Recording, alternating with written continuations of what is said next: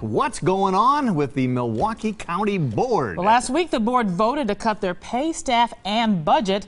They're trying to prevent the state legislature from downsizing the board. And now 5 supervisors are trying to oust the chairwoman, Marina Dimitrijevic. And one of those supervisors, Steve Taylor, is with us now. And we thank you for joining us this evening, Supervisor. Why are you pushing to oust the chairwoman, and why now? Well, I just think there's been a lot of dishonesty, a lot of frustration at the board. And we just have had enough, at least 5 of us have had.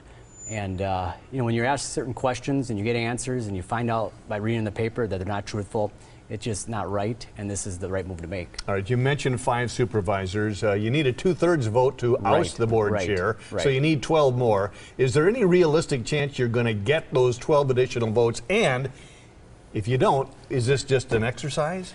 Well, we need 7 more because we have 5 currently, and we're going to spend the next week or so going one by one to each supervisor and telling them our position and why we're doing this. And I think it's, if anything, it's putting the chairwoman on notice that this has got to stop, that she has to be more upfront with us. And you know, the taxpayers and the residents of Milwaukee County expect honest, transparent government, and you can just see by what you've read in the paper that that's not the case. Supervisor Taylor, if the chairwoman does go, what happens next then? Well, if she goes, we have to then rally around a new chairperson, and you'll have elections just like we did a year ago. And if people recall, there was 21 votes just to select her. So it wasn't like unanimous. There was, you know, 5 people running, and I could see that happening again potentially. Or do we rally against one person, around one person, and say this is the right one?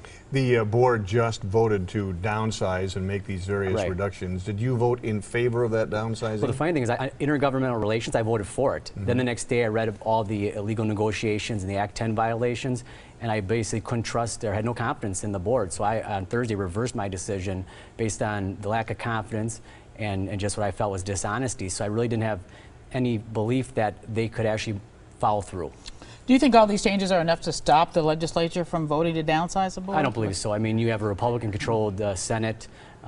Even Republicans in the Senate that may have been, you know, kind of him and hawing. I think that actions that have occurred here the last couple of weeks has really made upset and said that, you know, we need a little kick in the pants. Milwaukee County Supervisor Steve Taylor, thanks for joining us on Wisconsin Tonight. Absolutely. Thank you very much, sir. And Chairwoman Dimitrijevic issued this statement today. The people of Milwaukee County do not want political stunts. They want elected officials to represent their best interests. Right now, we should be focusing on serious issues that matter to people, such as funding to sustain our transit system. This is the time to come together as we reform Milwaukee County. People are tired of divisive politics, and worth noting,